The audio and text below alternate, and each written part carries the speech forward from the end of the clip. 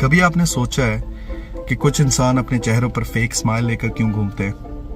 कभी आपने सोचा है कि कुछ लोग आपसे बहुत मोहब्बत करने के बाद भी आपसे दूर होते हैं, और कुछ लोग बहुत कंट्रोलिंग होते हैं, और कुछ लोग हमेशा इनसिक्योर और जेलस रहते हैं? और सबसे बड़ी बात, आप अपने जज्बात पर, आप अपने इमोशंस पर कंट्रोल नहीं रख पाते। रॉबर्ट ग्रीन की किताब the laws of human nature इन्हीं चीजों के बारे में बताती है। रॉबर्ट ग्रीन कहते हैं कि अगर आप इंसान की नेचर को समझ लेना, उनके इरादे, एक्शंस, सारी चीजों का पता लगा सकते हैं। तो उन्होंने इस किताब को 18 हिस्सों में डिवाइड किया, 18 लॉज। तो इस बुक की तरफ चलते हैं, बहुत ही इंटरेस्टिंग होने लगी और आप लोगों को जरूर पसंद आएगी, क्योंकि इस बुक में बहुत ही इंटरेस्टिंग फैक्ट्स की तरफ इशारा किया गया जो हम सब लोगों को मालूम होते हैं, लेकिन हम लोग उससे गौर व फिक्र करने से गुरेज करते हैं। हमारे पास टाइम नहीं होता, हम फोकस नहीं करते, ऑब्जर्व नहीं करते चीजों को।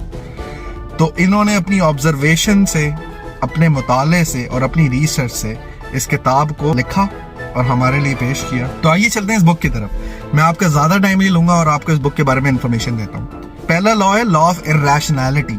इसका मतलब ये है कि हम अपनी जिंदगी के सारे फैसलों में, हम लोगों को लगता है कि जी हम बहुत ही समझदार हैं और हम बहुत सोच समझ के फैसला कर रहे हैं, लेकिन असल सच्चाई क्या होती है कि हमारे हर फैसले में हमारे जज्बात शामिल होते हैं।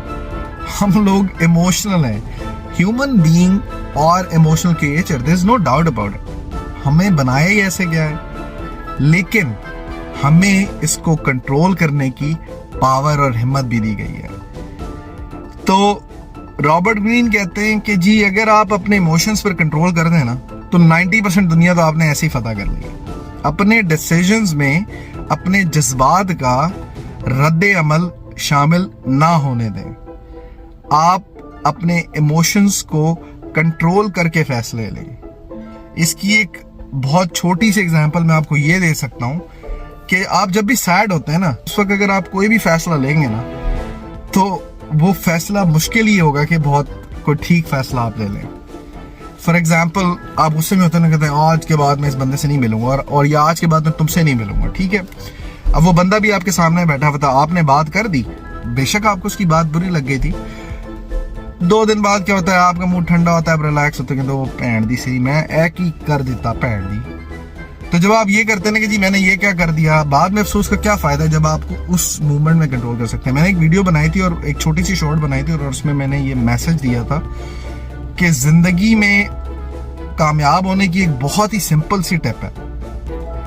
अपने फैसले लेने से पहले, कोई भी बात करने से पहले, सिर्फ अपने आप को 5 सेकंड का टाइम दें। एब्रप्ट डिसीजंस, अपने इमोशंस का रिफ्लेक्टिव डिसीजन कभी भी ना लें। तो आइए चलते हैं दूसरे लॉ की तरफ, और दूसरा लॉ बात करता है नार्सिसिस्ट लोगों के बारे में। अच्छा जी, नार्सिसिस्ट लोग, जिन लोगों को नहीं पता उनको बताता चलो। नार्सिसिस्ट लोग जो होते हैं वो सेल्फ सेंटर्ड होते हैं, यानी वो समझते हैं दुनिया उन्हीं के गिर्द घूमती है, ये दुनिया बल्कि बनाई भी उन्हीं के लिए गई है, और सारे लोग बस उनकी तारीफों के पुल बांधने में लगे रहे।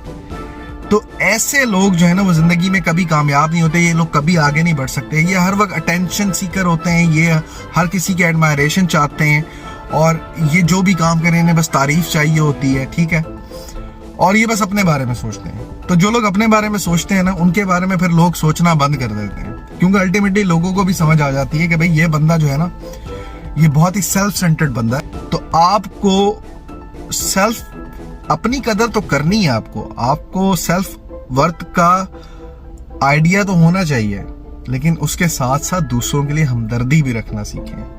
अपनी बात समझाने के साथ साथ दूसरे की बात समझना भी सीखें। इससे पहले मैंने जो एक वीडियो बनाई थी 7 habits of highly effective people, उसमें से एक हैबिट ये भी थी कि आप विन विन सोचें। ऐसा काम करें कि जिससे ना सिर्फ आपका फायदा हो, बल्कि आपके सुनने वाले का, आपके साथ काम करने वाले का भी फायदा हो, उसको भी अपना बेनिफिट नजर आए। Law number 3, the law of role playing, या फिर अपने चेहरे पे मास्क लगा के पेश करना। मतलब आपके सामने तो ऐसे बनेंगे कि जी उनको आपकी खुशी में बहुत खुशी हुई और वो सेलिब्रेट कर रहे हैं आपके साथ, उनके चेहरों पे तो स्माइल है, लेकिन अंदर से दिल में जो है वो आग लगी हुई है, बम पाटे में जी। ऐसे लोगों को आप पहचाने। इंसान शनासी या लोगों को पहचानने की स्किल ये एकदम से नहीं आती है। ये जब आप चीजें ऑब्जर्व करना शुरू करते हैं ना, तो आपको खुद ब खुद आइडिया होना शुरू हो जाता है कि कौन आपकी खुशी में वाकई खुश है, ये कौन ड्रामे कर रहा है। और सिर्फ चेहरा बना के फिर रहा है खुश होने का, ठीक है। और कुछ लोग ऐसे होते हैं जो आपके गम में गमगीन हो जाते हैं कि बहुत दुख हुआ, और बाहर जाके सेलिब्रेट कर रहे होते हैं, यार बड़ा अच्छा हुआ, मेरे से आगे तो नहीं निकला। फॉर एग्जाम्पल, आप भी बिजनेस कर रहे थे, आपका एक दोस्त, बहुत अच्छा दोस्त भी बिजनेस कर रहा था, और आपको बिजनेस से बहुत नुकसान हो गया, आपने जाके उससे शेयर किया तो उसने आपको दिलासा दिया, कोई बात नहीं यार होता है, और बाहर निकल के असल में दिल से तो वो खुश हो रहा है कि यार चलो ठीक है, ये पीछे रह गया, मैं तो अभी भी आगे बढ़ रहा हूँ, मेरा तो सब सेट चल रहा है, ठीक है। तो ऐसे लोगों से बचें, ना खुद ऐसा इंसान बने और ना ऐसे लोगों की सोहबत में बैठें। चौथे नंबर पे लॉ ऑफ कंपल्सिव बिहेवियर, यानी लोग एक पैटर्न पे चलते हैं। किसी का भी गुस्सा, उसकी इनसिक्योरिटी, उसका बैड बिहेवियर और गुड बिहेवियर उसके पास से लिंक्ड होता है। तो आपने एक अच्छा ऑब्जर्वर होते हुए इन चीजों को नोट करना है और इनको ऑब्जर्व करना है। आपने ना सिर्फ ये बात दूसरों में नोट करनी है, और दूसरों से ऐसे लोग जिनका बैड बिहेवियर रिपीटेटिवली होता है या बुरी हैबिट्स, बुरे पैटर्न रिपीटेटिवली आपको नजर आते हैं, उनसे बचने की कोशिश करनी है, बल्कि आपने अपने अंदर भी ऐसी चीजों को जानना है अगर आगे बढ़ना है।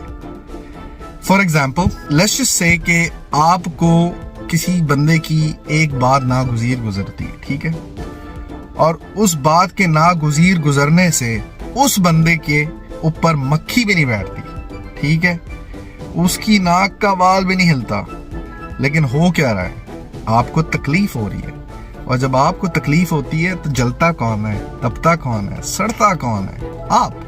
उससे इफेक्ट किसको होता है, आपको।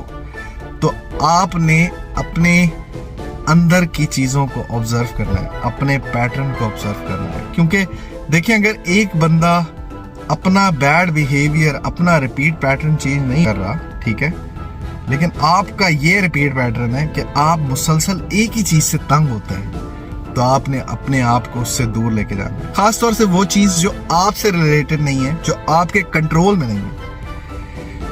तो कोशिश करें कि इस तरह की चीजों से बचें, इनसे अपने आप को अलहदा कर लें, जिंदगी बहुत आसान हो जाएगी। हमेशा एक बात याद रखिएगा कि आपके कंट्रोल में सिर्फ आपका अपना बिहेवियर है, किसी और के बिहेवियर के ना तो आप जवाब दें और ना ही उसे आप कंट्रोल कर सकते हैं। तो उस पर तकलीफ उठाने की क्या जरूरत है। अपने जब तकलीफ देते हैं तो तकलीफ होती है, लेकिन उस बात को ये समझ के दरगुजर कर देना है कि आपने बात कह के, बता के अपना फर्ज अदा कर दिया, बस।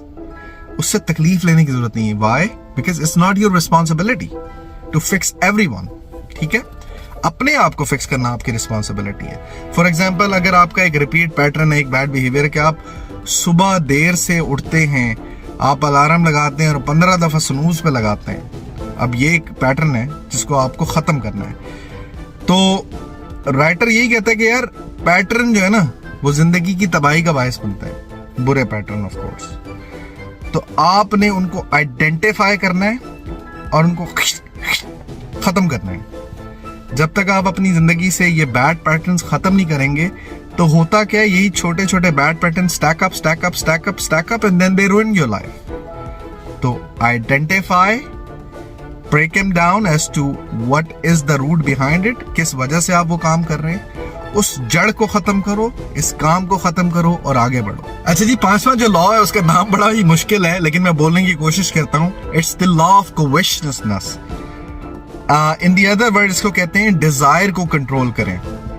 अब यहाँ पे अपनी डिजायर को कंट्रोल करने की बात नहीं हो रही है, बल्कि राइटर इसको इस तरह से प्रेजेंट करता है कि आप अपनी वैल्यू बढ़ाएं, लोगों के अंदर आपको हासिल करने के लिए जो डिजायर है उसको कंट्रोल करें। इसका मतलब ये है कि आप वो वाले शख्स ना बने जो कि हर वक्त अवेलेबल है, वेला तरीन आदमी है दुनिया का, इसके पास तो कोई काम धंधा ही नहीं है, और जब आपको बुलाते हैं आप हाजिर हो जाते हैं, जब आपको बुलाते हैं आप हाजिर हो जाते हैं। उससे होता ये कि आपको लगता है कि यार आप तो हर चीज में आगे आगे, आप हर एक की बात का जवाब देते हैं और आप हर वक्त अवेलेबल होते हैं, और आपको लगता है कि आपकी इज्जत, आपका रुतबा, आपका रैंक बढ़ रहा है, लेकिन असल में नहीं। लोग हमेशा उसी चीज को चेस करती है जो सिर्फ आसानी से नहीं मिलती है, ठीक है। तो अपनी वैल्यू बनाएं।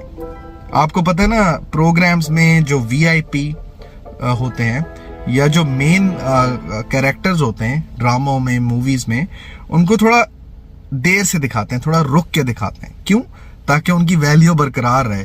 अगर मेन एक्टर ही हर वक्त आ रहा है, हर वक्त स्टार्ट भी मेन एक्टर से कर रहे हैं, या लेट्स जस्ट से कि आपका जो मेन गेस्ट है शो का वही प्रोग्राम स्टार्ट करे, तो गेस्ट की वैल्यू क्या रहेगी? ठीक है, तो अपनी पहचान को बनवाएं, अपना सिक्का मनवाएं। हर वक्त अवेलेबल होने से आपकी डिजायर कम हो रही है, अब लोग आपसे मिलना चाह ही नहीं रहे। तो आप अपना एक स्केड्यूल बनाएं, अपनी रूटीन रखें, अपनी लाइफ पे फोकस करें, और हाँ, लोगों को भी टाइम दें, लेकिन अपने हिसाब से।